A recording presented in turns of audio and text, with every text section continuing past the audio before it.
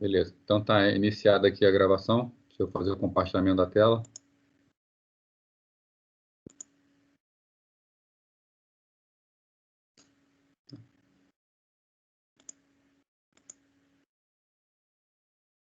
Deixa aqui a janelinha também, a câmera, para não atrapalhar muito o desktop. Bom, então vamos... Qualquer coisa, a gente mantém aquele esquema de que vocês podem interromper à vontade, mandando mensagem, falando, não tem problema nenhum. Então, vocês devem estar vendo aí agora os slides, né? Se não estiver vendo, dá uma avisada aí.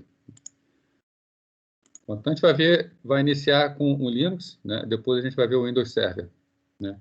E eu coloquei lá disponível para vocês também a versão PTBR do Windows Server de livre distribuição, tá? Eu não coloquei na página da internet, né?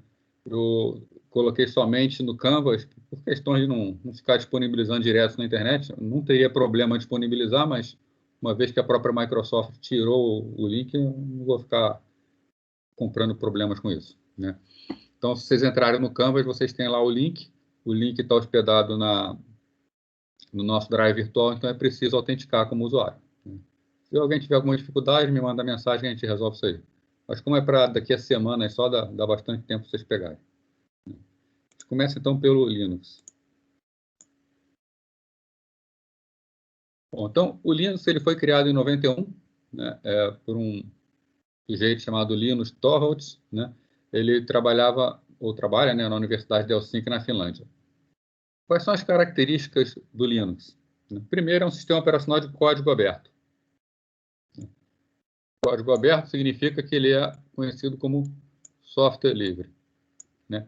E distribuído gratuitamente, né? Vamos já ver a diferença aqui entre software livre e software gratuito, tá? Às vezes as pessoas confundem software livre com software gratuito, e não é a mesma coisa, né? Por exemplo, o Adobe, para você poder ver o Adobe Reader, né, para você poder ver PDFs, ele é um software gratuito, mas ele não é um software livre. Um software livre é aquele software que ele é de código aberto, né? Qualquer um pode manipular o código, pode mexer e pode até reaproveitar o código nos seus próprios programas, né? Nem todo software gratuito é livre, né? Então, a confusão vem principalmente do inglês, né? Porque em inglês tanto gratuito quanto livre é free. Então, para o inglês dá uma confusão, e a gente acaba trazendo essa confusão para o português também, né? Mas são coisas diferentes, né? O código-fonte do Linux é liberado sobre uma licença chamada GNU GPL, né? General Public License. Essa licença tem um link, se vocês quiserem acessar para dar uma olhada, ela está na versão 3, né? A GNU, ela é uma fundação, tá? Ela é uma fundação para software livre, né? Ela é associada à Free Software Foundation, né? Que é a fundação do software livre. E o sistema operacional utilizado pelo pessoal do GNU é o Linux, tá? O pessoal do GNU, durante muito tempo, não teve um sistema operacional próprio. Quando o Linus Torvalds ele criou o Linux, o pessoal da GNU fez contato com ele e ele acabou concordando, cedeu o Linux hoje faz parte do pacote GNU, né? Existem vários outros softwares da GNU, tá? Pessoal que usa, por exemplo, o CodeBlocks ou usa o Dev C++, por exemplo, eles não são, até onde eu sei, GNU, tá? Mas eles são apenas uma interface gráfica. O compilador que está por trás deles é o GCC, que é o compilador da GNU. Um pouquinho mais do Linux, falando da história do Linux, né, só para vocês saberem, né? O Linux ele é derivado do Unix, né? O Unix ele é da década de 70, lá de 1970, né? O Unix ele foi passando por várias modificações ao passar do tempo, foram criadas várias subdivisões dele, System 5, BSD, e por aí vai, né? E chega no momento em que o Unix ele já está bastante desenvolvido, ele está em uso pelas universidades, e num determinado ponto, o detentor do direito de Unix, que foi mudando com o passar dos anos, né, foi sendo comprado e repassado por outras empresas, retirou a possibilidade dos universitários poderem manipular livremente o código-fonte do Unix, né?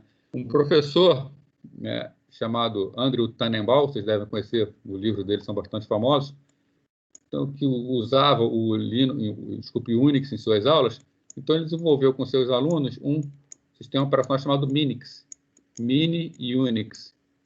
Tá? Desculpa, não é Minix, não. É Minix. De abreviação de Mini e Unix. Tá? Esse Minix, ele foi sendo utilizado, a sua principal, ele existe até hoje, e a sua principal característica é ser um sistema operacional fácil de ser utilizado, né? Não de ser utilizado, melhor dizendo, de ser compilado, de ter seu código modificado. A ideia do Minix é ter um código-fonte fácil para que estudantes possam ter acesso e aqueles que queiram aprender sistemas operacionais possam ter um código no sistema operacional à mão, sendo fácil de ser utilizado. A Gabriel está perguntando... Não, a cada aula é um link novo, Gabriel. Cada aula tem um link no Teams, um link diferente. Né? Bom, então, o Tannenbaum criou o Minix. Tem o site do Minix, quem quiser baixar, pegar o código-fonte para mexer. Se alguém quiser começar a mexer no sistema operacional, é o sistema operacional mais fácil de ser mexido, o Minix. Né? O Linux também está disponível, mas ele é muito otimizado. Né? E o Linux, melhor dizendo, ele queria se basear no Minix, ele queria melhorar o Minix, ele queria otimizar o Minix para poder tornar um sistema operacional realmente competitivo. Né? Mas o Tannenbaum falou, não, você pode até usar o código do Minix se você melhorar e você fazer o seu sistema operacional. Mas o Minix, o objetivo dele é ser fácil, é ser de fácil entendimento. Né? Então, o que o Linux fez? A partir do Minix, ele criou o Linux, né? Parecido com o nome dele, né? O nome dele é Linux com S, ele criou o Linux, tá? E foi otimizando cada vez mais o Linux. Então, o Linux ele nasceu como melhorias em cima do Minix e hoje em dia ele é um sistema operacional completo, bem otimizado, muito mais otimizado que o Minix. Né? Mas seja Linux, seja Minix, seja Unix, seja outra linha de sistemas operacionais, que é também o FreeBSD, né? Todos eles são sistemas chamados Unix-like, são todos sistemas muito parecidos com Unix. Então, se você pega, por exemplo, o servidor web, que é um dos melhores do mundo, que é o Apache. A Apache Foundation, ela distribui o código-fonte do Apache para Unix. Então, você pega o Apache, você compila ele no FreeBSD, você compila ele no Linux, ele funciona também no Minix. Então, qualquer desses softwares, da GNU, inclusive, pode ser compilado em qualquer um desses sistemas. Né? Então, eles têm uma alta compatibilidade a nível de código-fonte. Né? A gente fala muito sobre roda no Linux e não roda no outro. Né? Aí é problema de distribuição, que a gente vai comentar mais para frente. Né? Outra característica é que o Linux segue o padrão POSIX. Né? POSIX é um padrão do sistema operacional. Então, assim como existe o OSI, né, da ISO para a rede, existe o POSIX para sistemas operacionais. Né? Então, se você gera um sistema para executar num sistema operacional feito para POSIX e só usa chamada de sistema que o POSIX obriga que tenha, o seu software pode ser portável para qualquer outro sistema operacional que siga o padrão POSIX, com muita facilidade ou quase nada de adaptação. Outra característica do Linux, funciona de forma bastante similar a outros sistemas operacionais derivados de Unix. Já comentei isso aí. Alguns exemplos, né? O FreeBSD, o HPUX, o SunOS, então, vários outros.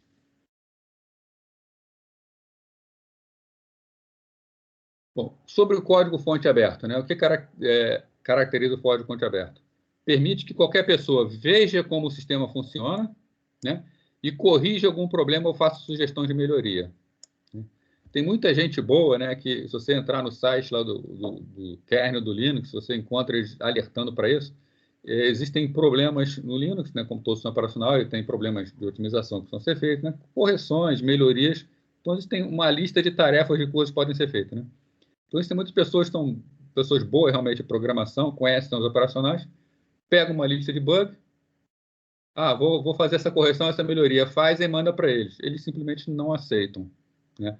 Não é assim, embora esteja disponível, aberto para você fazer o que você quiser, você pode pegar e melhorar para você. E você pode melhorar para a comunidade? Pode, mas aí você tem que fazer parte do programa deles. Né? Aí você tem que se voluntariar, tem que entrar lá, você vai receber a sua tarefa, você vai fazer tudo de acordo com os padrões deles. O código tem que ser comentado da maneira que eles exigem que seja comentado, né? As modificações têm que estar dentro de padrões, então não é pegou, modificou e está pronto, né? Senão vai virar um balaio de gato e ninguém resolve nada. Mas tem a possibilidade, né? O governo chinês, por exemplo, só usa o Linux por questões de confiabilidade. Eles pegaram o Linux, analisaram o código-fonte, modificaram, fizeram lá o Linux versão China, e toda organização chinesa usa obrigatoriamente esse Linux modificado, né?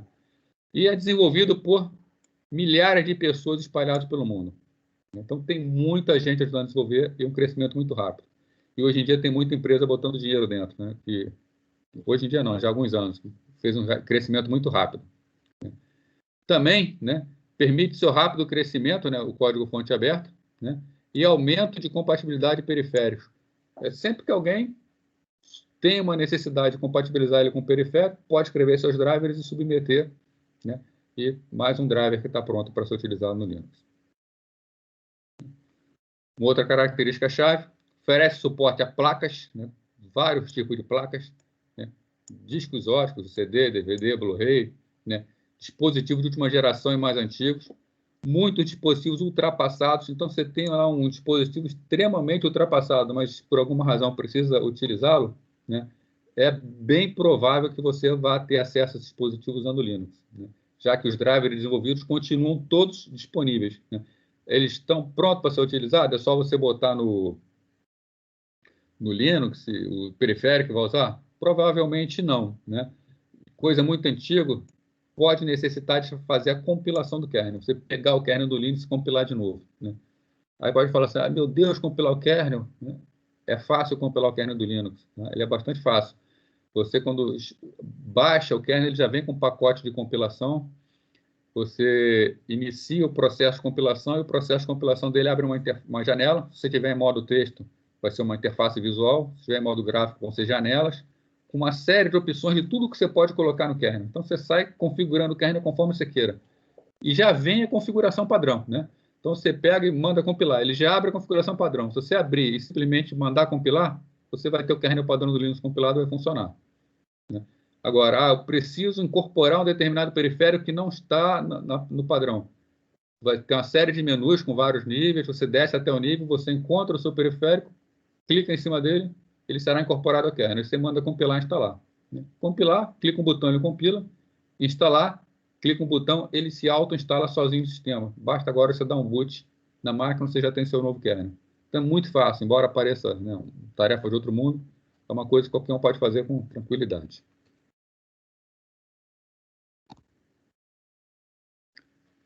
Possui suporte eficiente e rápido, né? Às vezes as pessoas acham que Linux tem que sair caçando tudo na internet. Não, tá? Existem milhares de consultores, né, e empresas especializadas em suporte e treinamento, tá?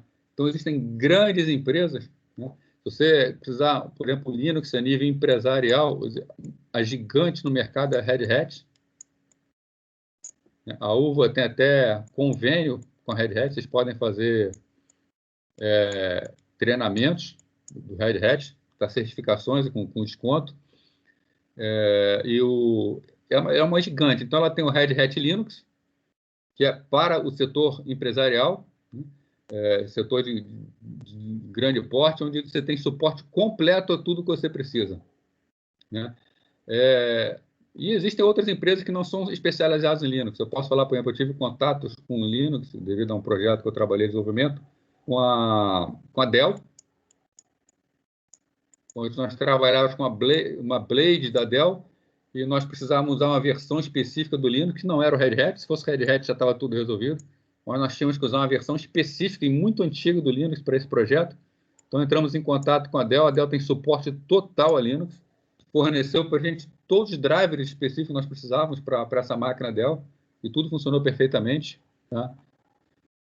E fora isso, existem outras opções de suporte, né? Como, por exemplo, o intermédio da comunidade Linux, que é muito grande, com uma quantidade muito grande de pessoas dispostas a ajudar, né? Mas esse aqui, comunidade Linux, eu falaria o seguinte: você está começando com Linux, quer aprender, recorre à comunidade. Agora, vai trabalhar nível empresarial, né? Contrate o suporte, é baratíssimo, já que o sistema operacional é gratuito, você só paga. O hatch está escrito errado aqui, hein? Hatch é com H, tá? Estava falando escrevendo ao mesmo tempo, falhou aqui. hat de chapéu vermelho. Né? Então, se você for trabalhar a nível empresarial, contrate uma empresa. Você vai ter um suporte, o pagamento é anual e ele é muito barato.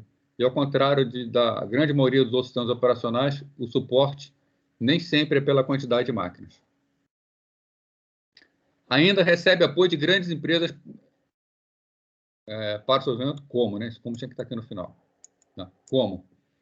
IBM, né?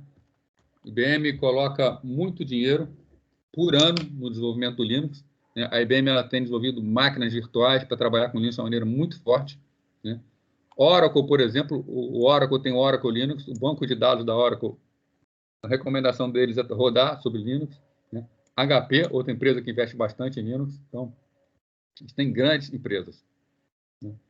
As principais características que nós temos do Linux. Né? Multitarefa real, né? Ou seja, a máquina tendo mais de um CPU vai realmente fazer a multitarefa, vai usar todos os processadores, sem limite de uso de processadores, né? Embora também uma quantidade maior possa necessitar de recompilação, mas um sistema operacional Windows, por exemplo, até o último contrato que eu li, você podia utilizar a máquina até 8 processadores. Se a máquina tiver mais do que 8, ele só vai usar 8. Aí, se eu tiver uma máquina com 32 processadores, eu quiser usar os 32 processadores, o Windows não vai permitir? Vai permitir, mas você vai ter que pagar uma licença mais cara para usar mais processadores. No caso do Linux, não. Você vai poder usar a quantidade que você quiser de processadores. Né? É gratuito mesmo. Né? Sistema realmente multiusuário. Você pode ter vários usuários utilizando a máquina ao mesmo tempo, tá? Fazendo conexões remotas. Suporte nativo a múltiplas unidades de processamento. Então, você pode trabalhar com várias UCPs ao mesmo tempo, nativamente, sem precisar de modificações. Conectividade com outras plataformas. Né? Quais são as outras plataformas? O Linux ele conversa com Apple, máquinas Sun, Spark, Alpha, PowerPC, processadores ARM, Unix em geral, já que ele é Unix, é claro que ele vai falar com Unix, fala com Windows, fala com DOS e uma série de outros sistemas. Então, a parte de conectividade é muito forte no Linux. E proteção entre processos executados na memória RAM. Né? Isso é uma obrigatoriedade hoje em dia, né? Todo sistema operacional sério hoje tem essa proteção, ele também tem. Umas outras características dele. Modularização. Né? Ele é um sistema operacional totalmente modular. Né? Então, é uma série de caixinhas ou módulos interligados que fazem a comunicação entre si. Né? Essa modularização permite algumas coisas no Linux. Primeiro, carrega para a memória somente o que é usado durante o processamento. Então, você pode ter um kernel compilado para vários dispositivos de rede, por exemplo, e durante o boot, o Linux vai analisar qual é o tipo de placa de rede que você tem no seu equipamento. Ele só vai carregar o módulo daquela placa de rede. Ele não vai carregar todos os módulos que seriam necessários. Seriam desnecessários. Né? Só vai carregar os módulos que são necessários. E se você tivesse a possibilidade, vamos imaginar que você tem uma máquina que você pode abrir a máquina e espetar nela uma placa de rede, né? Dentro dela, com ela ligada. Né? Você poderia carregar esse módulo da placa de rede sem precisar reiniciar a máquina. Né? Dispositivos plug and play podem ser colocados neles, os módulos serem carregados dinamicamente, sem necessidade de reiniciar a máquina. Né? Drives e periféricos e recursos podem ser carregados e removidos da memória RAM a qualquer momento. Né? Então, também, se não está mais usando determinado recurso, pode fazer o unload, né? A descarga do módulo. Suporte nativo à rede e tecnologias avançadas como firewall. Né? O núcleo do Linux tem um firewall. Ele trabalha com primitiva de firewall. Então, se você tiver uma configuração, essa configuração nativa não é fácil, mas existem ferramentas que auxiliam de forma gráfica e fica mais fácil fazer. Você consegue criar um firewall com Linux com bastante simplicidade. Né? Enviando comandos para ele, você ativa o firewall do seu núcleo. Balanceamento de carga. Pode usar o Linux como uma máquina na rede para balancear a distribuição da carga entre várias outras máquinas. Né? IPS alias, né, para prevenção de intrusão. Tolerância a falhas, né? Implementação de VLANs, fazer ponte entre redes. o trunking, que é a comunicação entre rede e VLANs, né? Fala nativamente vários protocolos de roteamento, como o RIP, o SPF, BGP, né? Então, uma série de serviços de rede que ele já tem nativamente no seu núcleo. A característica também é que não requer sistema com muitos recursos, né? Uma máquina com poucos recursos, com pouca quantidade de memória RAM, por exemplo, ou com pouco processador, ela pode ser utilizada como um servidor Linux, né? Obviamente, para isso, você vai ter que trabalhar sem interface gráfica, que é uma das coisas que mais pesa. Você pode fazer a instalação na máquina sem interface gráfica, né? Por exemplo, um servidor DHCP. Uma máquina com pouquíssima memória, sem uma interface gráfica, eu diria para vocês que uma máquina com 512 MB de memória, até menos, se for necessário, segura um servidor DHCP. Né? Tem suporte nativo para virtualização. Né? Quando a gente for ver a parte de sistema de arquivos, vocês vão ver que ele acessa dezenas de sistemas de arquivos. Então, você tem lá um disco que foi utilizado num sistema bastante específico. Se você botar no Linux, muito provavelmente o Linux é capaz de enxergar esse sistema de arquivos e dizer o que tem lá dentro para você. Devido à separação de privilégios entre processos, programas como o vírus tornam-se ineficazes. O Linux ele tem um esquema que existe uma separação total entre processos de usuários, né? Inclusive na parte de acesso a recursos do sistema, como discos, memória. Então, isso quer dizer que um usuário ele não pode pegar um vírus? Não, você pode fazer um vírus para o Linux, esse usuário ele pode pegar um vírus sim. Mas no momento que o usuário faz o login no sistema, abre no sistema toda uma seção que esse usuário pode ser utilizado. Se esse usuário, alguém desenvolver um vírus, toda vez que ele entrar, na sua seção ela vai estar contaminada com esse vírus. Mas existe toda uma camada de proteção que não permite que isso aqui consiga pular, por exemplo, para seções ou áreas de outros usuários, né? Não tem como. Então, isso quer dizer que se alguém faz esse vírus, quando esse usuário faz um logout do sistema, que toda a sua sessão é encerrada, o vírus morreu junto. Tá? Isso é claro que, desde que respeitadas as recomendações padrão de política de segurança. Se você só usa a máquina como administrador, coisa que é altamente não recomendável, né, você pode estar correndo sérios riscos. Como isso aqui acontece, não há interesse no desenvolvimento, né, de vírus para Linux. Existem sim alguns trójanos, tá? Principalmente no passado teve trójan para DNS, que pegava máquinas Linux, né? Mas específico para alguns servidores. Tem também suporte nativo a diversos periféricos de comunicação, né? Infravermelho, Bluetooth, FireWire, USB. Né?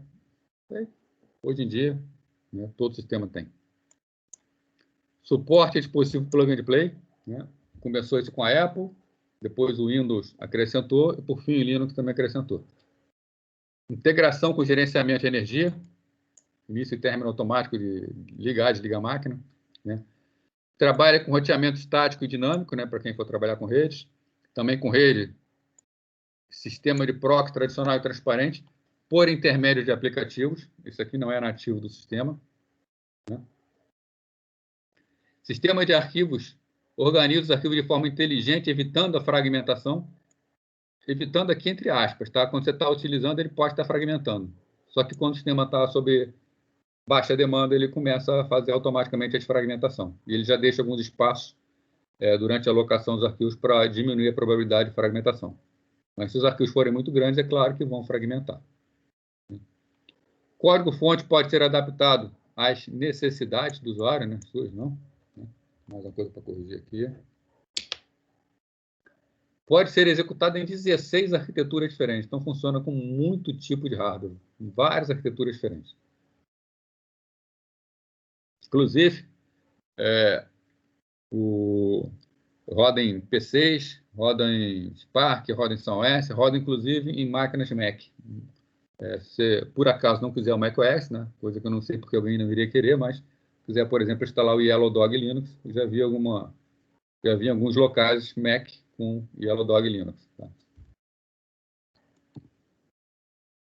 E para fechar aqui, falar um pouquinho para vocês sobre distribuição. Né? O que vem a ser uma distribuição? O que é o Linux? O Linux ele é o núcleo do sistema. Eu vou mostrar ele para vocês quando a gente vier instalado, tá? Mas o Linux ele é o núcleo. O núcleo ele vai fazer a interface com baixo nível, né?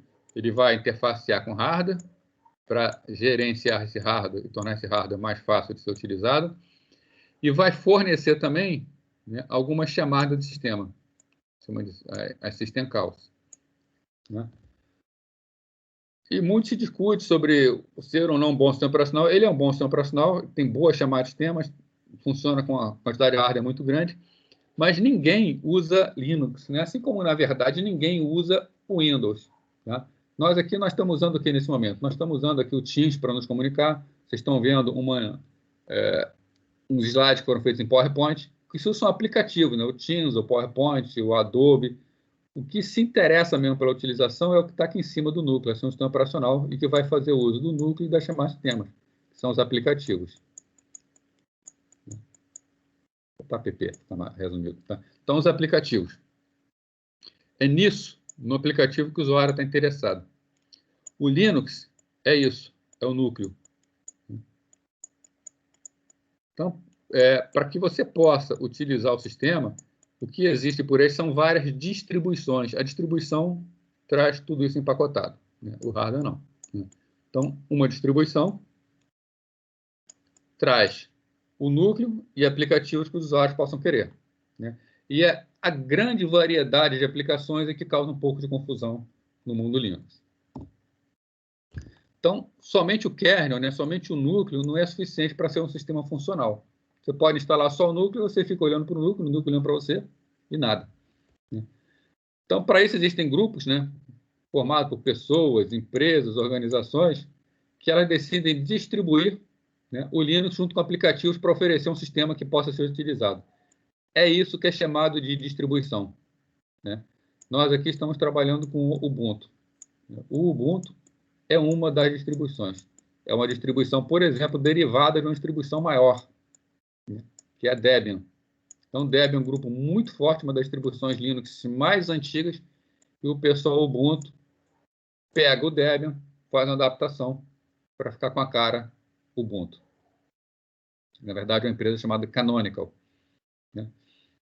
Então, cada distribuição tem característica própria. Né? Por exemplo, cada uma tem um instalador diferente, um sistema de instalação diferente. Várias têm objetivos diferentes. Por exemplo, a Red Hat tem um objetivo de ramo empresarial. O Ubuntu, o objetivo dela é desktop, para pessoas usarem em casa. Ou até em empresas, mas ser uma distribuição desktop, embora exista o Ubuntu Server. O Debian é uma versão geralzona, muito utilizada como servidora, mas também dá para ser usado como desktop. Né?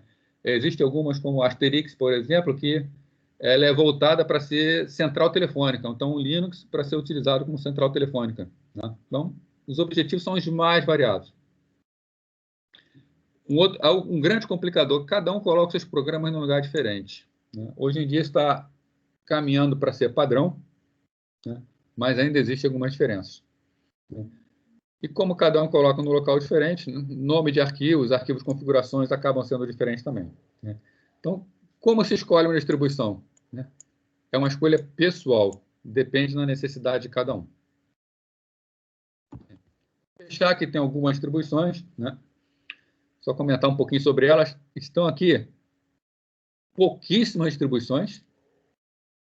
Na verdade, existem dezenas de distribuições. Né? Mas comentar aqui sobre algumas delas. Então, o Debian, por exemplo. Debian é aquele o pessoal que, vamos falar assim, são os elfos, né? É o Linux de sangue azul. Eles só aceitam o que é software livre. Você não vai encontrar nada no Debian que não seja software livre. Então, se você tem um servidor que tem uma placa específica dentro dele, um RAID super moderno, e que tem os drivers para o Linux, mas ele não distribui de forma livre os drivers, distribui até gratuitamente, mas não livre, ele não deixa acessar o código-fonte, o Debian retira esses drivers do código. Então, você não vai conseguir. Então, o Debian é uma excelente distribuição, mas ele tem problemas com softwares que não são livres, ele não incorpora. O Ubuntu é uma distribuição derivada do Debian, voltada para desktop, é o que a gente vai usar aqui. Né? O Red Hat conforme falei para vocês, é uma distribuição a nível empresarial, fornece serviço de empresa. Como todo mundo que fornece Linux é obrigado a fornecer de forma gratuita, a Red Hat faz essa venda empresarial, mas ela, a Red Hat, mantém uma distribuição conhecida como Fedora. O Fedora, então, é o Red Hat nível gratuito, né? Falta algumas coisas aqui, software específico da Red Hat, né?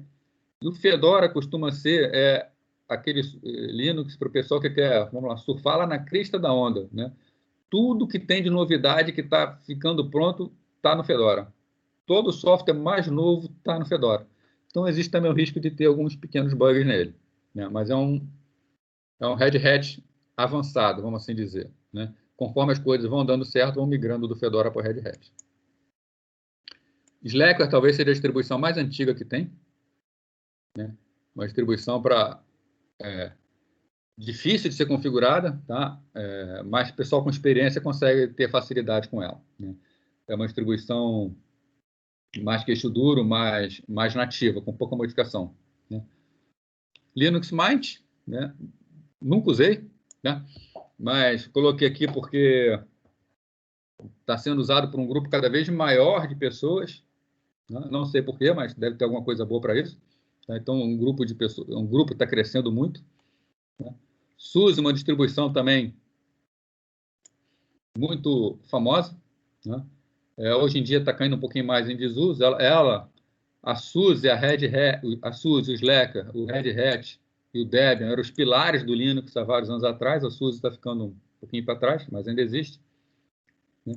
O asterisco que eu botei só por ser bastante diferente mesmo é um Linux adaptado para a central telefônica, conforme eu já conversei com vocês. A parte introdutória do Linux, né? Um comentário, alguém quer perguntar alguma coisa para a gente passar para a segunda parte agora?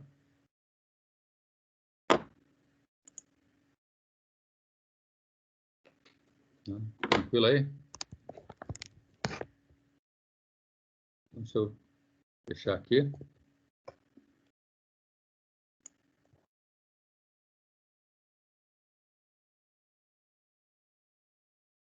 A segunda parte hoje é a parte de instalação do Linux. Eu vou iniciar aqui uma instalação, depois eu vou interromper ela e partir para uma máquina já instalada.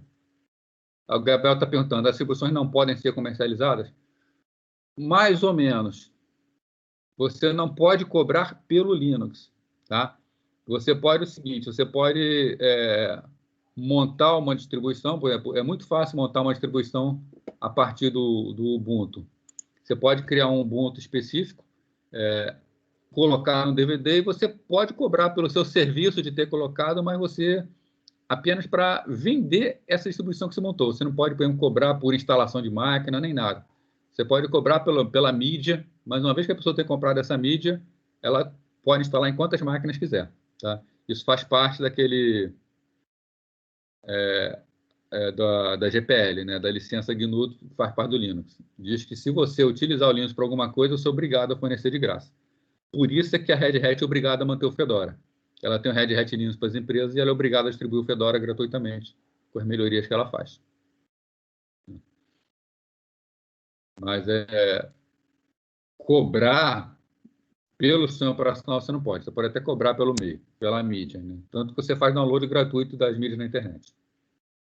Isso não é só para o Linux, não. Isso faz parte da licença GNU, né? Se você entrar aqui, eu não ia comentar, resolvi que não ia comentar, mas como perguntou, se entrar no site da GNU, por exemplo, www.gnu.org,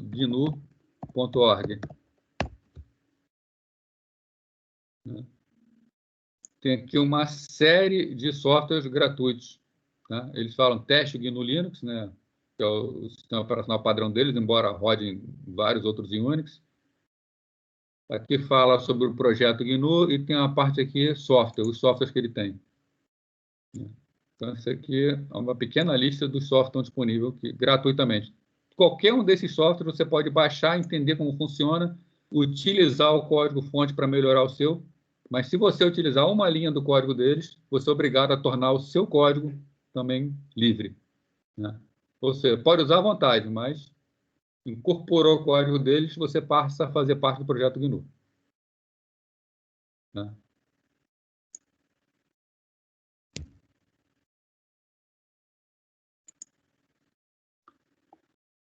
Bom, vamos ver então a instalação do Linux. Eu já criei a máquina virtual semana passada, vamos criar rapidamente a máquina virtual de novo. Né? Então, na aula passada já tem passo a passo explicando, já deixei um documento explicando também. Se alguém não assistiu semana passada ou tiver com dúvida, dá uma assistida lá. Aqui eu vou criar rapidamente, só falando de novo, né? Só para relembrar. Né? Então, vou criar uma nova máquina virtual. O nome da máquina virtual, vou chamar de Ubuntu Temp, né? Para temporário. Então, Linux 64 bits. Vou passar lá para 2048 MB de memória. Criar o disco rígido. Virtual Disk Image, que é o padrão. Dinamicamente locado, para crescer dinamicamente. Comentei, fazer um disco de 20 GB. Está criada a máquina virtual. Deixa eu, então, aqui fazer, então, agora a instalação. Então, para iniciar a máquina, a gente dá 2 cliques em cima. Tá? Só vou mostrar o passo de instalação e eu não vou deixar instalando, não, porque a instalação é demorada. Eu já tenho a máquina pós-instalada aqui e depois eu vou passar para ela, né, para vocês fazerem. Para a semana que vem, é interessante que vocês já estejam todos com a máquina instalada. Como não tem nenhum sistema operacional instalado nessa máquina, ela está perguntando onde instalar. Né? Já está até aqui o padrão, Ubuntu, o disco de instalação do Ubuntu. Clique em iniciar. Vai ser iniciada a máquina virtual.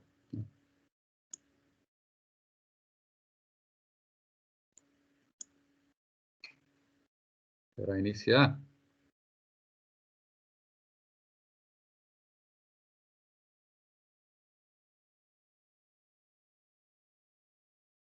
O Raquel tá falando dentro do Linux Mint que usou para fazer o roteamento, né? Mas se você tinha 3 GB de RAM, você podia rodar qualquer Linux nela, não precisava ser o Mint, não. Né? 3 GB é coisa para caramba para o Linux.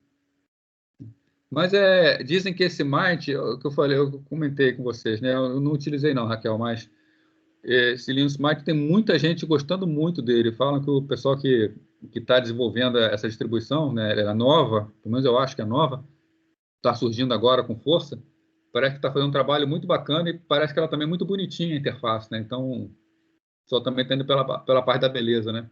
Eu, particularmente, não acho muito bonito o Ubuntu, não. Mas não está aqui pela beleza, então vamos lá.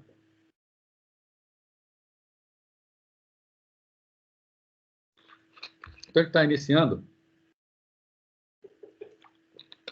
está fazendo a carga do sistema. O instalador do Ubuntu, ao contrário da maioria dos instaladores, ele instala um Linux completo para poder fazer a instalação. Então, ele ele starta. Então, ele demora um pouco a iniciar por causa disso, que ele está carregando do disco, da imagem de instalação, ele está realmente carregando em memória um sistema Linux completo. Tá?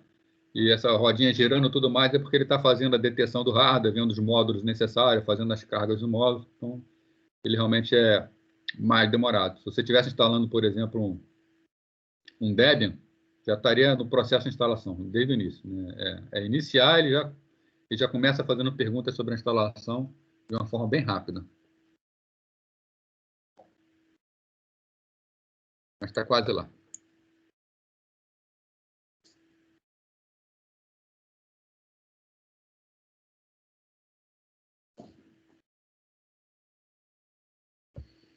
Demorando um pouquinho mais do que necessário, né? Mas tudo bem.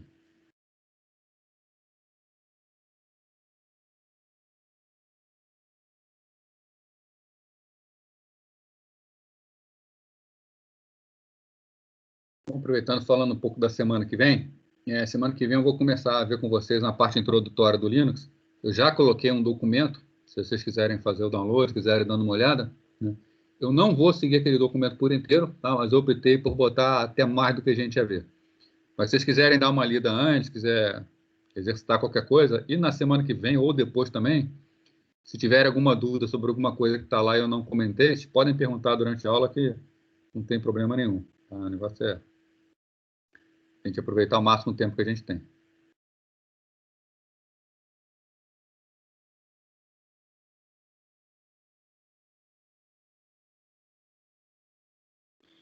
sei se está muito pequeno para vocês verem aí, mas aqui onde está o meu cursor, né, se vocês puderem ver aqui assim, está a imagem do que seria o disco óptico. Então, ele está fazendo a leitura do disco óptico. Né? Então, esse aqui é o DVD e à esquerda dele está o acesso ao disco rígido. Como não está gravando nada do disco rígido nem lendo, ele está apagado.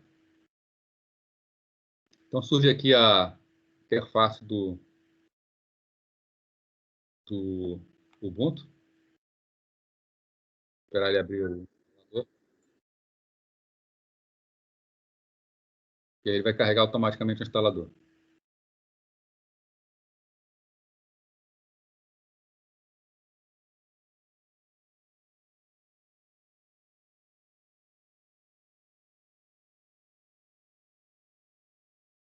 Mas ele dá Raquel, ele dá umas travadas, como? Na máquina virtual, quanto tem de memória a máquina virtual?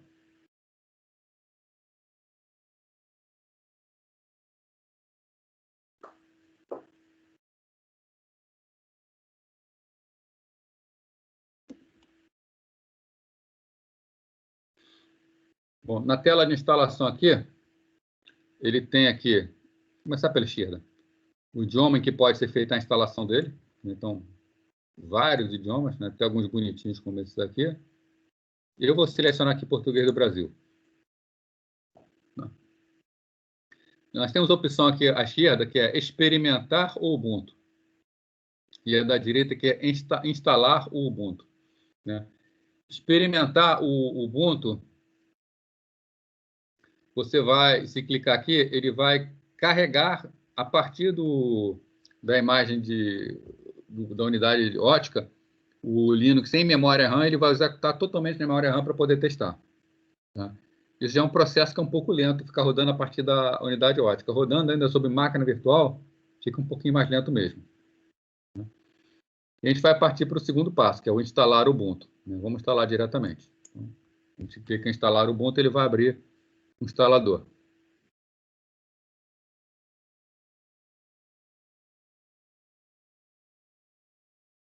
Então, o layout do teclado, tá? Português do Brasil. Normalmente ele detecta certo. Na parte de baixo aqui, você pode tecar algumas teclas que funcionam. Então, você pode bater suas teclas comuns, C cedilha, tentar fazer uma acentuação, né? Que se tiver funcionando, ele vai mostrar corretamente. Então, por exemplo, tio A. Né? Tio A. Então, saiu A com tio, beleza, está funcionando. Se você não sabe qual é o seu teclado, você pode clicar em detectar layout do teclado, ele vai mandar, pressiona a tecla, não sei o que, vai perguntar, o seu teclado está na tecla tal, você vai respondendo as perguntas, ele vai dizer qual é o seu teclado. A tela de instalação aqui, a máquina virtual cria uma janela muito pequena, então você pode arrastar para a esquerda e para a direita para poder ver o restante. Então, vou arrastar um pouquinho para a esquerda para poder clicar em continuar. E vai para o próximo passo da instalação.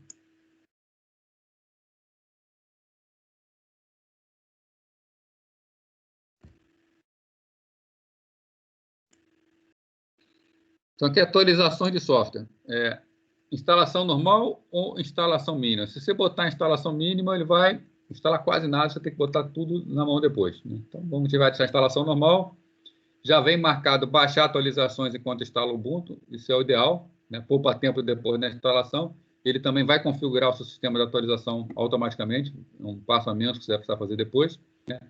E aqui, ó, instale software de terceiros para hardware, gráfico, Wi-Fi, formato de mídias adicionais. Isso aqui é importante marcar porque o Ubuntu ele é derivado do Debian. Conforme eu falei para vocês, o Debian não traz software de terceiro se não for livre. Então, o Ubuntu ele não tem, a princípio, no seu instalador de software. Mas se você marcar isso aqui, ele vai colocar software para você. Então, é interessante marcar para que, se você tiver algum hardware específico, ele possa ser instalado. Clique em continuar.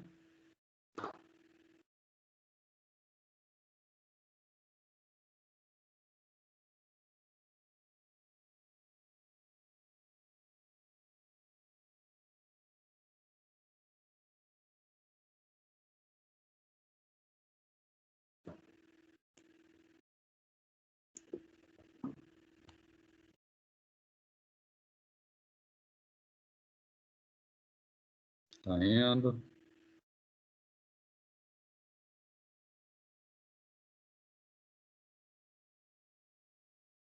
No meu aqui também não está muito rápido, não, porque eu estou com um monte de coisa aberta ao mesmo tempo, eu creio que está pesando na memória.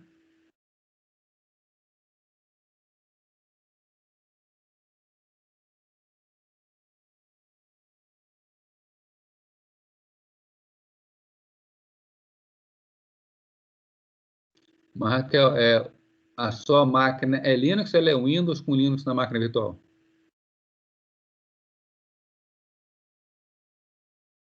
Que tipo de instalação? O disco está vazio. Tá? Já vou falar então, Raquel. O disco está vazio. Tá? Então, eu posso apagar o disco e reinstalar o Ubuntu, né? Ou opção avançada. Numa máquina normal, desktop, você marcaria sem pensar isso aqui, ó, apagar o disco e reinstalar o Ubuntu. Eu vou na opção avançada só para a gente poder ver como é a escolha do particionamento. Tá? Se eu deixar aqui para diante, eu não preciso fazer mais nada, o Linux pega o disco para mim e já faz tudo. Então vamos no complicado, vamos no mais completo. Opção avançada. Continuar. Na opção avançada, ele vem aqui num formatador de disco.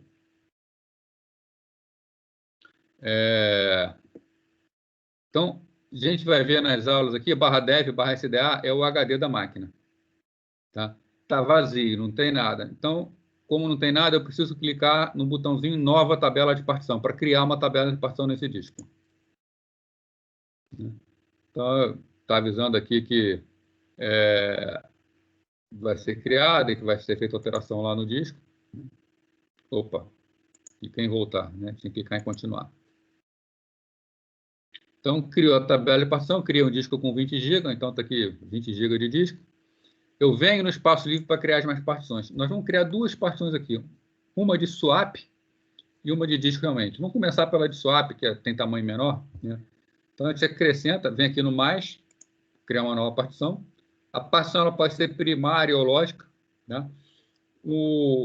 Por restrições das primeiras BIOS, um PC ele pode ter até 4 partições por disco.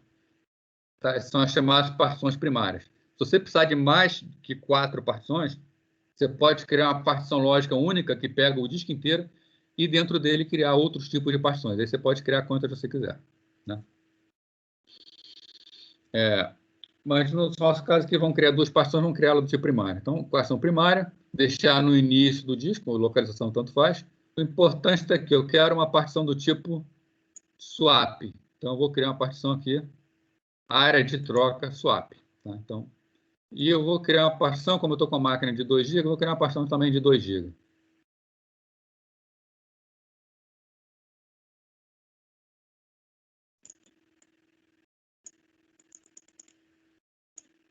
O problema é que aqui não dá para digitar, aí tem que chegar lá até os 2 GB. Tá? 2048. Então, a gente vai ver que no disco está criada uma partição de 2 GB. Então, criou a partição 1, swap de 2 GB. E na segunda parte, eu vou criar o restante. Né? Então, de novo, no mais, criar uma nova partição para colocar o sistema de arquivos, deixar a partição primária, o início do espaço, usar o sistema de journaling EST4, que é o padrão do Linux. Tá? Esse aqui concorre com outros sistemas, como o NTFS, FAST32. Ponto de montagem, a gente ainda vai ver mais para frente que é isso, né? Mas é onde vai iniciar o sistema de arquivos. É a raiz. O sistema de arquivos principal sempre começa na barra. É só dar OK e está criado, então, o disco aqui. Então, as partições, SDA1 Linux Swap, está aqui espaço livre em cinza, daqui a pouco vai virar tudo abóbora. Está aí. Né? Então, tem a partição de 2 GB para swap e uma partição de 19 GB para S4. O que é essa partição de swap? Isso aqui vai ser somado à memória RAM. Tá? Então, se eu tenho um swap de 2 GB, até um pouquinho menos, 2046, mas se eu tenho um swap de 2 GB, uma memória RAM de 2 GB, eu posso ocupar até 4 GB de memória. Tá? E, claro, vai ficar havendo troca entre disco e memória RAM se for usar isso aí. Tem uma perda de desempenho, mas é melhor do que não ter nada.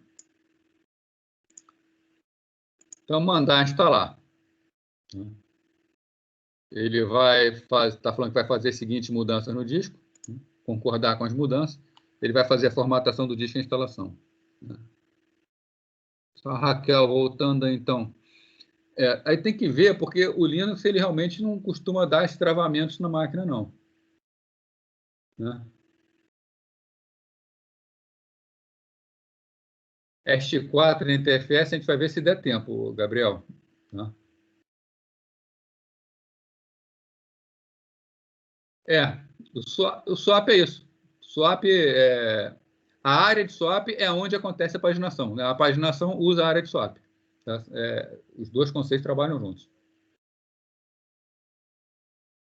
Onde eu estou, perguntando do fuso horário. Né? São Paulo é o mesmo fuso horário daqui do Rio de Janeiro. Continuar. E vai fazer uma outra pergunta com relação ao usuário do sistema. Então, nome. Né? Você pode botar o nome do usuário que você quiser. Aí, nome do computador. Vou botar aqui Ubuntu teste. Estou fazendo só um teste aqui. Um nome do usuário e uma senha. Essa senha é para esse usuário. Esse primeiro usuário que está sendo criado, ele vai ter direitos de virar o administrador. Né? Outros usuários não. Então, escolhe com cuidado esse usuário, uma boa senha para ele. Né? E posso escolher se eu quero iniciar a sessão automaticamente, que é já entrar direto nessa conta. Se eu for um desktop em casa, sem problema nenhum, a gente faz isso. O padrão é solicitar a senha para entrar. E continuar. Ele vai iniciar a instalação. Só que ele vai levar muito tempo copiando os arquivos, então eu vou interromper aqui essa máquina e vou já pegar uma outra máquina que eu salvei o estado dela já no final da instalação para a gente poder ir mais rápido. Ok? Uma pergunta da instalação aí?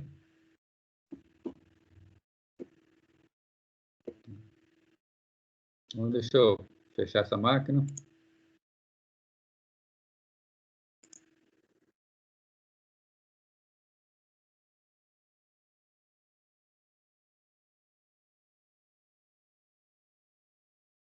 Essa outra máquina que está aqui, que é chamada Ubuntu 20.0 Inst, foi exatamente essa instalação que eu fiz, só que chega no final da instalação e pede para dar um boot. Quando a máquina estava dando boot, eu interrompi a máquina para a gente poder continuar. Se existe alguma distribuição que seja considerada a melhor de todas, rapaz, é uma briga, cara. É igual, assim como tem aquela briga de o que é melhor, né? PS, PlayStation, Xbox, o que é melhor, Windows ou Linux. Cada um vai dar sempre um argumento em favor de outro, né? Depende muito realmente, né? Eu, particularmente, eu gosto muito da Debian. Muito embora o Debian já tenha me trazido problemas, como, por exemplo, recebi uma máquina servidora super potente, e a gente ia botar o Linux nela e simplesmente o Debian não veio com a placa de rede, né, com driver de rede para a placa. E eu precisava usar Debian nessa máquina. E a solução era assim: conecta com a internet e baixa o driver. Só que como é que conecta com a internet sem a placa de rede? Né? No final foi fácil resolver. Né? Eu poderia ter posto até uma placa de rede USB, mas a gente estava com pressa, entrou em contrato com o fabricante, né? Essas máquinas grandes têm essa vantagem, o fabricante deu ok. A gente abriu a máquina, botou uma placa de rede chinesa mesmo lá dentro, configurou essa placa de rede, acessamos a internet, aí baixamos os drivers direto e configurou tudo automaticamente com os drivers baixados e tiramos a placa chinesa. Né? E aí resolvemos. Mas o Debian eu gosto muito, mas é bastante pessoal isso. Tá? Isso é bastante pessoal, vai. O Ubuntu mesmo, apesar dele ser para desktop, muita gente usa a versão server dele para servidores. Bom, então, deixa eu iniciar então a outra máquina. Essa outra máquina agora ela está vindo como se fosse uma máquina que acabou de ser feita a instalação e deu um boot. Né? Aquele processo de instalação que a gente está continuando. Então, o menu do boot. Está demorando muito tempo, aí, 22 segundos.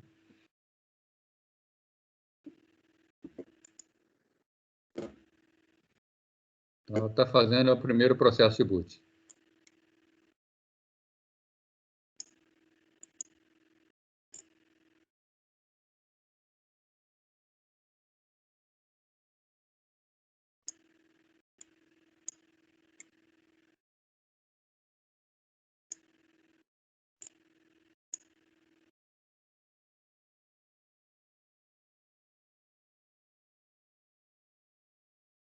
Primeiro boot sempre é um pouco mais demorado mesmo, porque ele está fazendo o reconhecimento inicial da máquina.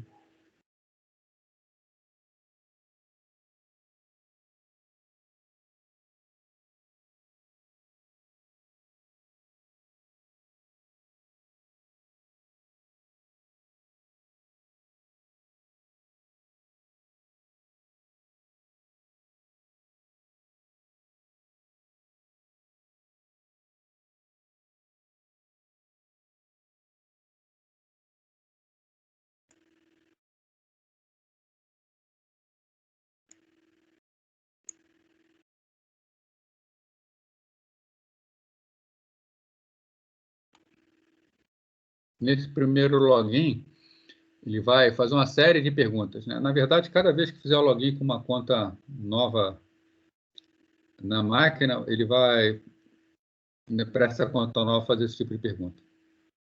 Algumas delas, né?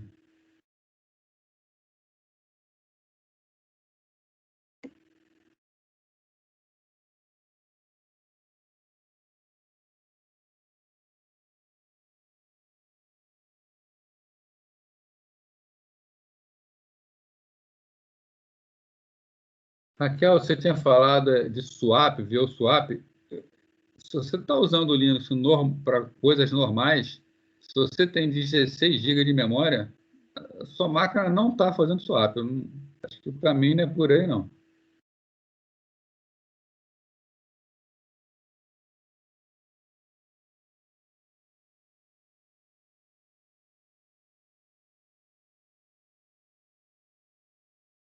Tem um comandinho que está até naquele manual que eu falei para você, chamado top.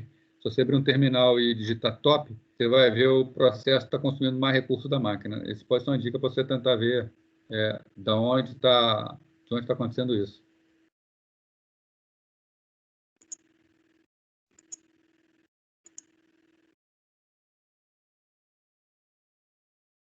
Então, você não está fazendo swap de jeito nenhum. Estou vendo aqui, né?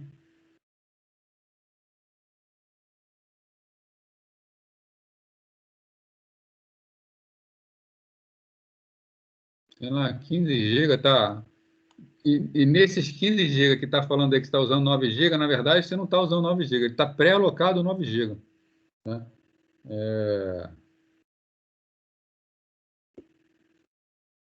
O problema não é swap. Bom, então vou entrar aqui na conta. O primeiro boot.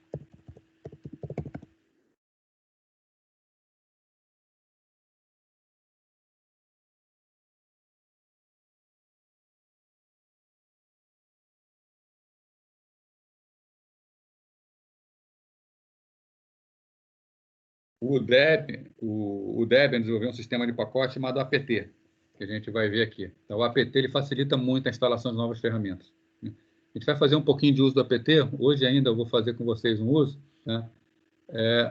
Então, primeiro a gente vai estar utilizando ele, vai instalar algum software, mais para frente a gente vai ver mais a fundo como é que são os sistemas de gerenciamento de pacotes. Tá? É um facilitador muito grande, onde qualquer software que você precise para o Linux, você não precisa ter nada de instalação dele. O próprio DVD que você usou para instalar o Linux, você pode até esquecer ele num canto. A partir de agora é tudo pela internet. Né? Se tiver uma boa internet, melhor ainda.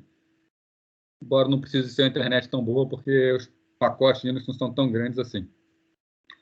Mas tudo que você precisar instalar no Linux, você puxa direto da internet. Você manda instalar, ele faz a conexão com a internet, resolve dependência. Se precisar de um software de terceiro de apoio, ele faz o download automaticamente. Isso vai facilitar bastante. Né? E para fazer algumas coisas aqui hoje, a gente vai precisar usar esse apt.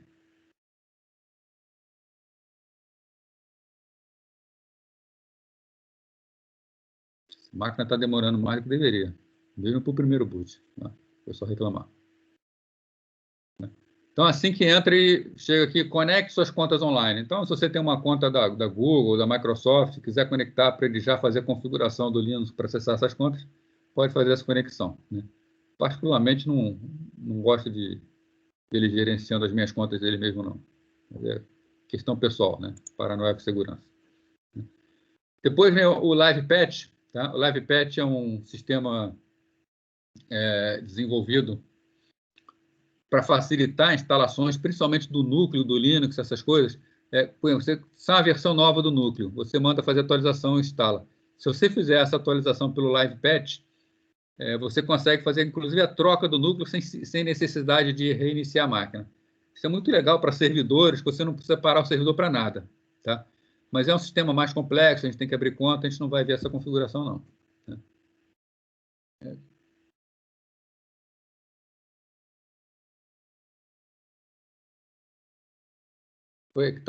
Não sei se é tu que está falando, né? Que entrou sem nome, né? Acabei caindo e voltou agora. Né? Mas não tem problema, não. A gente pode ficar aqui depois para tirar qualquer dúvida, tá? No finalzinho da aula eu vou ficar aqui e a gente dar uma conversada. Aí depois do Live Patch, ajudar a melhorar o Ubuntu, mas sim ou não, se quer, se concorda em mandar relatórios, tá? Eu vou botar aqui não, só por questão de não mandar um relatório à toa, já que eu não vou usar essa máquina, que é menos coisa para ficar analisando. Normalmente eu deixo sim, né? Serviço localização, né? Se você habilitar, a sua máquina vai dizer onde ela está. Né? Normalmente isso é utilizado quando você está acessando a internet para oferecer serviços por perto. Se você está usando, por exemplo, o Google Maps, vai já mostrar a sua localização. Né? Então, se você marcar, o sistema operacional passa a sua localização geográfica para os aplicativos. Senão, ele não passa. Né? Pode ser mudado mais para frente. E aqui ele fala sobre a loja Ubuntu um pouquinho, que você pode baixar software pela interface gráfica. Está aqui, né? Ubuntu Software, se quiser abrir. Clicar em feito. Já está falando que tem atualizações, né? Não vou instalar a atualização agora, para a gente não perder tempo. Fazer algumas instalações que são mais necessárias. Né? Então, tem aquele roteirinho, aquele manual que eu passei para vocês, que algo é necessário fazer. Né? Por exemplo, softwares para Linux. Um software para Linux bem construído, ele é multi-idiomas. O próprio Linux, como vocês viram, né? No início ele pergunta os vários idiomas, vocês viram ali que tem dezenas de idiomas que ele pode ser instalado. E ele vai instalar nesse seu idioma. Ele traz todos os idiomas apenas para os pacotes principais do sistema. Né? Vários outros pacotes não vão estar traduzidos. Então, essa instalação que a gente fez aqui, falando português do Brasil, alguns softwares vão ter alguma coisa em inglês. Né? E a gente pode acertar isso agora, depois dessa primeira instalação. Né? Mas antes disso, vamos ver aqui a cara. Né? Isso aqui é um ambiente chamado Gnome, ele é um Gnome modificado para ficar parecendo com essa cara aqui, que é a cara do padrão do Ubuntu. Tá? Eu, particularmente, não gosto dessa interface, eu prefiro uma interface que ela é um pouco mais parecida com o Windows, que tem um menu iniciar e tudo mais. Né? Aqui tem até algo parecido, que é um botão mostrar aplicativos, que quando a gente clica em cima dele, ele abre e mostra os aplicativos que estão instalados na máquina. A gente pode escolher qual aplicativo quer, pode digitar aqui em cima. Por exemplo, eu quero o terminal. Se eu escrever as iniciais de terminal, ele vai mostrar o terminal para mim. Se ele vai ter a boa vontade de ser um pouco mais rápido aí. Tá? Então, bom, terminal. Né? Aí eu clico em cima de terminal, ele abre o terminal, que a gente vai usar aí bastante. Né? Então, vamos lá fazer algumas configurações iniciais que são interessantes. As configurações do Linux a gente acessa pelo menu aqui em cima, acima à direita. Clica no triângulozinho, tem a opção configurações. Que a gente pode mudar. As configurações elas são bem intuitivas, a gente pode mudar plano de fundo, desktop, um monte de coisa. Tá? Pode fazer uma série de alterações. Vamos ver, então, primeiro essa parte de idiomas. Né? Para a gente poder configurar os idiomas, a gente vem aqui em região e idiomas. Né? Tá o padrão, idioma português Brasil, formato Brasil. Vai usar real, vai utilizar ponto como separação de milhar, vírgula como separação de decimais. Tá? E está aqui o layout de entrada, meu teclado português Brasil. A gente vem aqui nessa parte gerir idiomas instalados. Bom, está falando com você sobre software Linux. Um software Linux, para ser multidioma, ele vem com a sua parte executável e ele traz junto de si um arquivo, que é o arquivo com as suas várias interações com o usuário, vamos falar assim, em vários idiomas diferentes. Então, se você quer fazer um software multidioma, você pode distribuir um único software com vários arquivos de idioma diferentes e colocar para ser distribuído, instalado no Linux. Quando o usuário escolhe o idioma, automaticamente são carregadas aquelas extensões daquele idioma. Bom, então, quando eu cliquei aqui em gerir idioma, ele apareceu. Suporte idioma não está instalado completamente. Isso é o esperado. Quando você faz uma instalação, ele não instala todos os idiomas, nem instala por completo. A gente vem aqui em instalar, ele vai fazer o download e a instalação do pacote de idiomas. Com a tarefa administrativa, ele pede a senha do usuário. Lembrando que esse primeiro usuário é aquele usuário que tem direito à administração. Então, ele fez o download e está aplicando as mudanças. Então, se clicar em detalhes, ele vai mostrando o que está fazendo. Ele já fez o download é muito rápido. O pacote de idiomas é em pacote texto, então, texto compactado, então é muito rápido.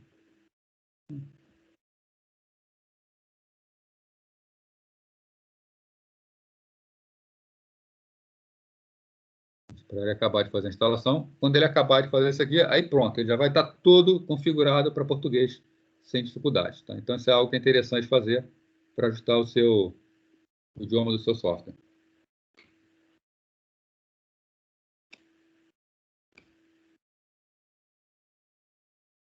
Eu diminuo os detalhes aqui para ver se eu já consigo ir mostrando.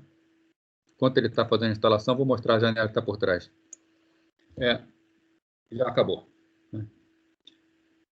Isso aqui é a ordem de preferência. Você pode alterar isso aqui à vontade. Né? O que significa essa ordem de preferência aqui? Vamos supor que você instalou um software e esse software ele não tem os menus dele para português Brasil. E vamos supor que ele seja, por exemplo, um software alemão. Então, por padrão, o programador dele decidiu lá que o padrão do software é alemão. O que o Linux vai fazer? Ele vai ver aqui, ó, Português Brasil. Você instalou o software. Esse software tem o pacote de Português Brasil? Se tem, ele instala. Se não tem, ele passa para o próximo, que ele botou com Português Portugal. Se não tem, ele passa o próximo, inglês. Muito provavelmente vai ter. Né? Então, isso aqui, se você for botando... eu falo espanhol melhor do que inglês. Eu posso acrescentar aqui espanhol. Né? Isso aqui é a ordem de preferência na qual será mostrado o idioma para você se algum software não falar o seu principal. Então, a gente fecha aqui. Já está com o pacote de idioma todo instalado. Para fechar o que seria a aula de hoje, tá? Mas isso não vai terminar agora não, né? Porque a gente ganhou bastante tempo lá com aquele pulando a etapa da instalação, que seria pelo menos meia hora ele fazendo download, fazendo instalação. Né? Vamos ver o que é importante para quem trabalha com máquina virtual. Né? Lembra que semana passada eu falei para vocês que tem esquema de virtualização total, para virtualização, que a virtualização total não há o sistema operacional não precisa ser modificado para rodar na máquina virtual, na para-virtualização precisa ser modificado. Né? E o VirtualBox, o VMware, eles são exemplos de virtualização total. A gente fez a instalação aqui do Linux, e o Linux ele foi totalmente instalado, tá? Sem nenhum tipo de modificação em cima dele. Foi instalado o Linux natural. Foi feito o download do Linux, lá do site do Ubuntu, foi feita a instalação. Então, o VirtualBox oferece essa máquina completa. Agora, isso não quer dizer que a gente não possa dar uma facilitada para a máquina virtual e para a gente mesmo. Né? Então, as máquinas virtuais, elas normalmente oferecem o que são chamados adicionais de convidados, que eles modificam uma pequena parte do software convidado para facilitar o funcionamento. Então, existe aqui um pacote que a gente pode instalar no Linux ou no Windows, que está na máquina virtual, para simplificar o funcionamento dessa máquina, ela rodar melhor, executar melhor, fluir melhor sobre a máquina virtual. Né?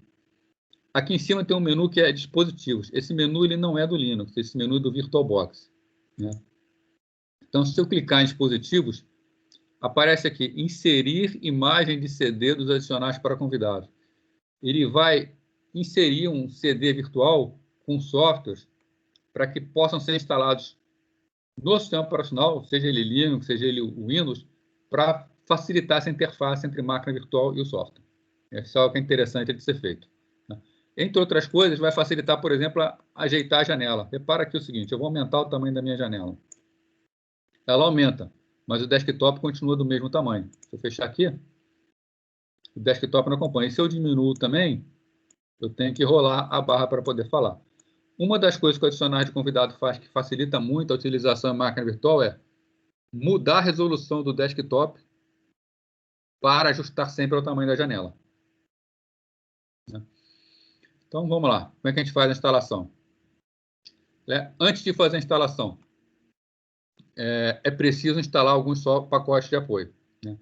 Esse adicional de convidado, como ele vai funcionar com uma versão qualquer do Linux, ele vem no seu código-fonte. Na versão do Windows é só instalar. No Linux, como existem várias distribuições diferentes, com vários pacotes diferentes, a gente vai precisar compilar ele. A compilação é feita pelo próprio pacote, não tem dificuldade nenhuma, as compilações no Linux elas são fáceis. Mas esse Linux que a gente acabou de instalar ainda não tem as ferramentas de compilação. Então, a gente vai dar alguns comandos aqui, que estão lá no manualzinho. Sudo é a abreviação de Super User Do, que é faça como superusuário. Então, como eu estou fazendo uma instalação, eu tenho que botar esse sudo na frente. Um usuário comum não pode. Então, sudo para fazer como superusuário. apt, que é um software que a gente vai ver mais para frente como funciona, que ele é para gerenciamento de pacotes. E update. Esse comando update vai fazer com que ele vá à internet e veja o que tem de novo. Traga todas as versões mais novas de todos os softwares. Ele vai pedir a senha que eu acabei de fazer a instalação. São arquivos muito pequenos, então ele faz muito rápido. Então, ele já fez o download de todos os índices, ele vai montar agora os índices. Então, com isso, eu já posso fazer a instalação dos meus softwares. Como está sempre saindo alguma coisa nova, como está sempre saindo versão de alguma coisa nova, é interessante, sempre antes de instalar algo, você rodar esse comando sudo apt update. A não ser que faça pela interface gráfica, que aí já vai ser feito automaticamente. E aqui eu vou instalar 3 softwares. Então, sudo, fazer como superusuário, apt, que é o software de instalação, install, fazer a instalação, e agora os 3 pacotes que eu vou instalar. GCC é o compilador C, o GNU C Compiler. Vou instalar o software Make, que é o software utilizado para construir, ele trabalha junto com o com GCC, para construir, fazer a construção e ver qual parte precisa ser compilada e qual não precisa. E o Pure, que tem alguma coisa feita em Pure também. Então, eu vou dar Enter, ele vai fazer a instalação do compilador e tudo mais. Então, ele está falando, ele vai precisar fazer o download de 20 megabytes? Sim. Já fez o download dos 20 MB. Está fazendo agora a instalação dos softwares.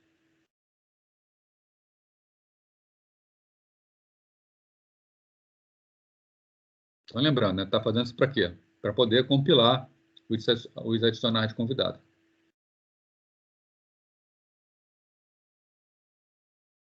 Aproveitar e puxar logo uma lista de chamada aqui.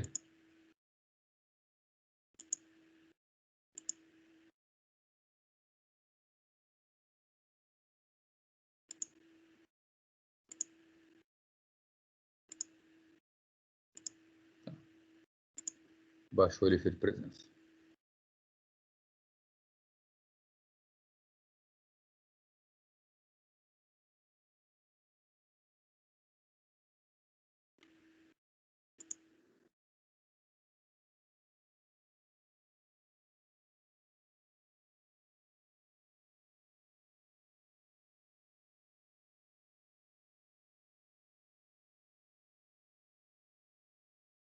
Fazendo, então, a atualização do sistema. Tá? Então, já está tudo instalado. Tá? Como já está tudo instalado, vamos inserir agora o CD para colocar os adicionais de convidado. Então, a gente vem no VirtualBox, dispositivos, inserir CD de imagem.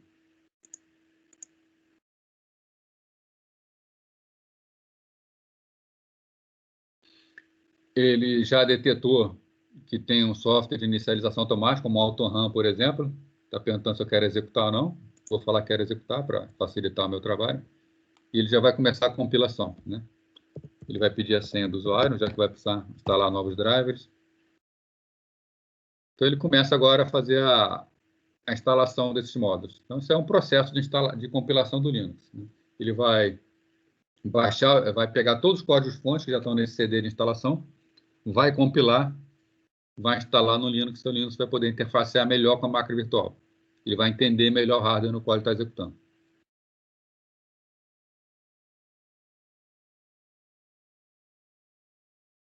Então, ele está aqui, ó, detetou já qual é o núcleo do Linux, é o 5.8.0. Ele está construindo os módulos para isso.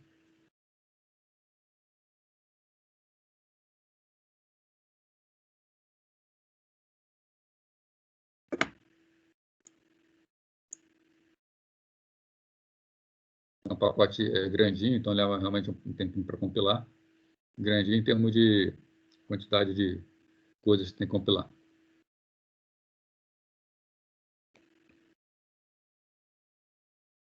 E algumas outras coisas vão ficar ativadas também aqui. Por exemplo, Ctrl+C, Ctrl+V. Né? Às vezes você está vendo alguma coisa na internet, você tem alguns comandos que você copiar para a máquina virtual. Com esses adicionais de convidado instalados, você vem aqui na máquina, onde aqui, dispositivos, área de transferência compartilhada, está desabilitada. Uma vez instalado esses modos, você pode botar hospedeiro para convidado, convidado para hospedeiro ou bidirecional. Com isso aqui, você pode fazer Ctrl+V, Ctrl+C, Ctrl+V de qualquer um. Né? Arrastar e soltar, e arrastar um arquivo de um lado para o outro. Você faz a transferência entre as máquinas arrastando os arquivos. Né? Por padrão desabilitado. Né? Desabilitado por quê? Porque aquele conceito, uma máquina virtual é independente, as máquinas não se falam. Né? Então, a partir do momento que você está habilitando aqui a comunicação entre essas máquinas, você também está tirando essa proteção que a máquina virtual dá. Né? Mas para a gente que vai usar como desktop, é um facilitador a mais. Aqui ele está gerando uma nova imagem para inicializar junto com o núcleo do Linux, alteração do núcleo do Linux para funcionar com a máquina virtual.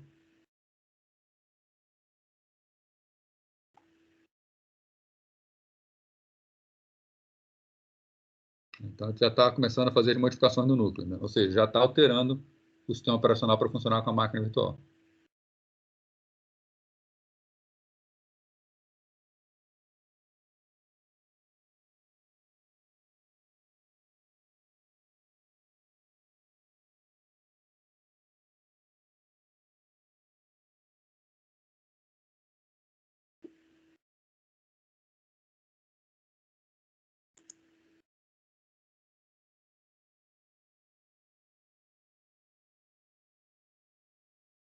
Então, beleza. Então, ele está dando aqui a mensagem. Tá a instalação, os chamados Guest Addition, né? Está falando que os módulos não serão carregados até que o Linux seja reiniciado e pressionar Return para fechar a janela. Então, ele pressiona Return. Agora eu vou reiniciar então o Linux para ele poder carregar bonitinho os módulos. Desligar, reiniciar.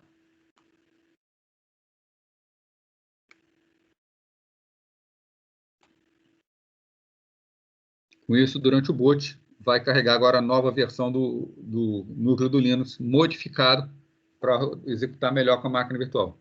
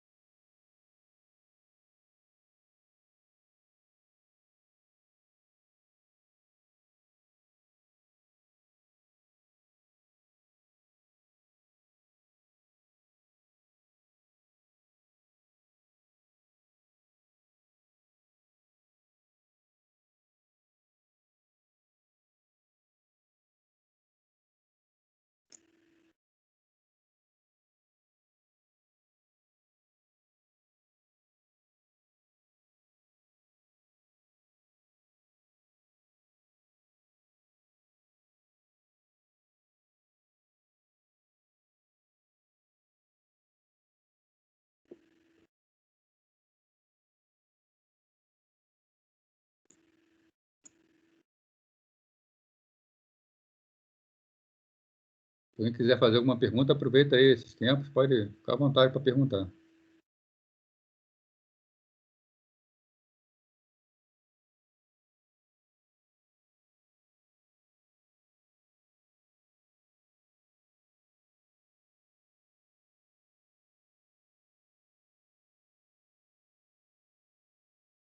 Não, eu não sou de ciência de dados, não.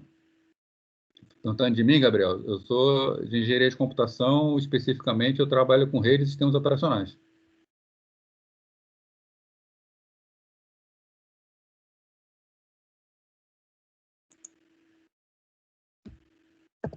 Entrando aqui na conta.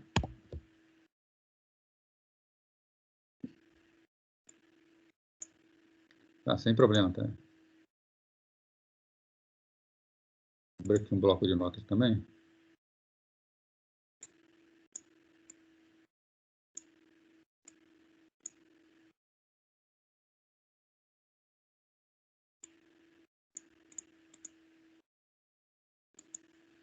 Vou botar aqui no bloco de notas, http://www.fsf.com.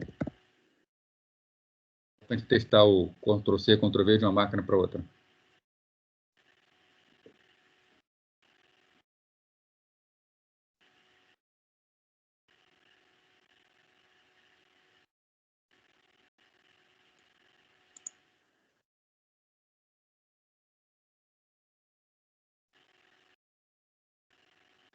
Fechar algumas coisas. Então, carregou aqui. Tá? Então, primeira coisa que a gente vai perceber, né? Tomara que ele não me faça errar aqui, se a gente aumenta a janela, vamos lá, vem desktop, vem junto. Está vendo o desktop já acompanha. Né? Eu posso, então, trabalhar com a janela e variando a janela da maneira que eu quiser, que o desktop vai estar sempre acompanhando o tamanho da janela agora. Tá? Então, um pouquinho lento.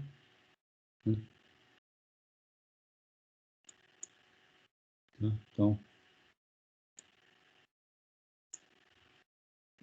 habilitar aqui também a área de transferência, vou botar bidirecional. Eu vou executar aqui o Firefox que vem nele.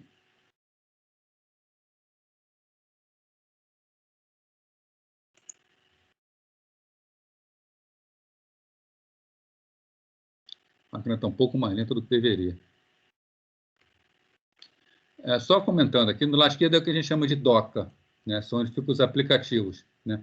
A gente pode colocar e tirar à vontade aplicativos aqui. Né? Por exemplo, aqui está aparecendo o CD dos adicionais de convidado. Né? Se eu quiser ejetar um CD, eu clico com o botão direito e boto ejetar, né? Foi aquele CD que a gente tinha utilizado. Esse aqui é o Thunderbird, é um software para e-mail. Né? Vou tirar ele daqui para mostrar como tirar. Eu posso chegar aqui no Thunderbird e clicar com o botão direito, remover dos favoritos. Ele já sai daqui, já não fica mais aqui. Isso aqui funciona como um lançador rápido. Então, começar, vou abrir o Firefox aqui. Né? Tá, e como é que a gente coloca alguma coisa nova aqui da doca? Né?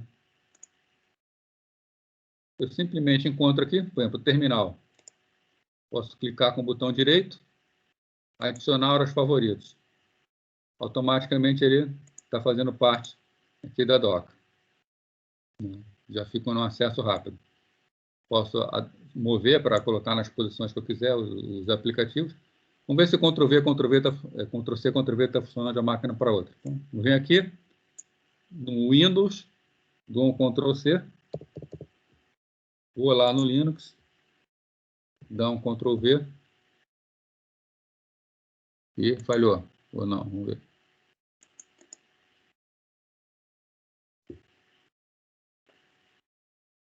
Está bem devagar isso aqui.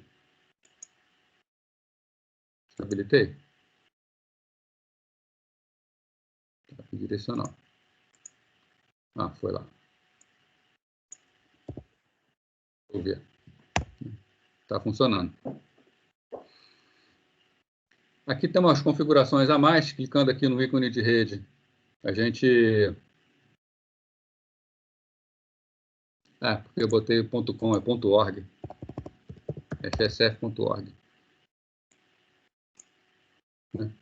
Pode clicar no ícone de rede para ter acesso ao funcionamento da rede. Né? Aqui, no caso, está conectada à rede cabeada. né? Algumas modificações na configuração da máquina virtual, do VirtualBox, a gente pode fazer a quente, né? Pode mudar durante o funcionamento, outras não. Uma delas é o comportamento da placa de rede. Se vier aqui embaixo no adaptador de rede, ele está funcionando como NAT, né? A gente viu semana passada que a gente pode botar diferentes tipos de configuração de rede. Então, eu posso clicar aqui e não quero mais ela como NAT, quero ela como bridge, eu quero acesso direto à rede com essa máquina. Então, placa de rede modo bridge. Dou OK, né? Então, já vai ser alterada, né? E vai continuar funcionando a rede normalmente.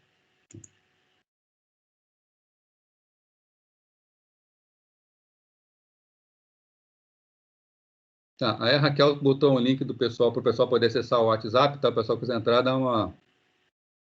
É interessante aí. Bom, então, está previsto para hoje era isso, né? Aquela meia hora que a gente chegou na instalação foi justamente essa meia hora de tempo que a gente teve agora, tá? Não vai valer a pena começar a matéria da semana que vem, mas já está disponível lá para vocês. Tá? A gente vai começar vendo aqueles conceitos básicos, vamos ver alguns comandos básicos do Linux. Tá? Eu vou concentrar mais em mostrar realmente comandos, que é o que se estuda mais em Linux. Vamos ver alguma coisa na interface gráfica também. Vou, inclusive, mais para frente, mostrar a vocês como instalar uma outra interface gráfica que eu considero melhor do que essa que está aí. Tá? E eu vou ficar aqui para tirar qualquer dúvida que alguém tenha. Se a Raquel também quiser ficar aí para poder ver tentar ver se dá para dar uma ajudada no programa do teu computador, a gente pode tentar ver aí. Tá? E o pessoal que vou fazer uma última tirada de presença aqui, e aí o pessoal, se quiser também sair, fica à vontade, tá? A gente não vai ver mais nada de novo hoje, não. Já baixei a lista de presença aqui. Então é isso aí. Tá? Se alguém quiser, pode ligar o microfone, ou então escrever no chat que eu vou respondendo aí.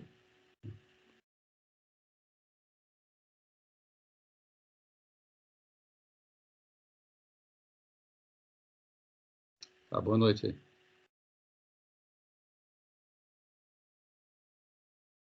Lucas, não tem dificuldade não, porque quando eu puxo a lista, eu estou puxando várias vezes só para garantir. Mas na relação mostra todo mundo, inclusive os horários. Entrou, saiu, então eu considero que bateu na lista, está valendo. Então, se entrou uma vez lá na lista, não tem dificuldade não. Mesmo que estivesse fora.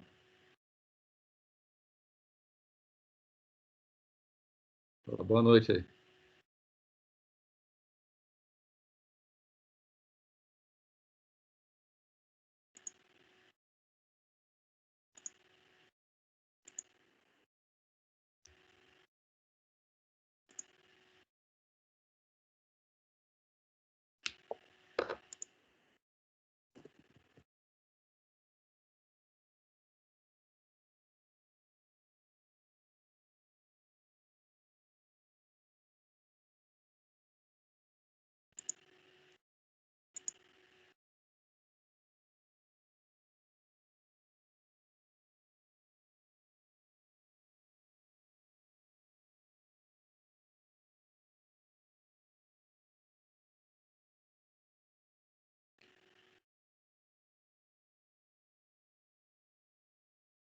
Tá, vou então aproveitar e encerrar também a gravação, tá, mas vou continuar por aqui.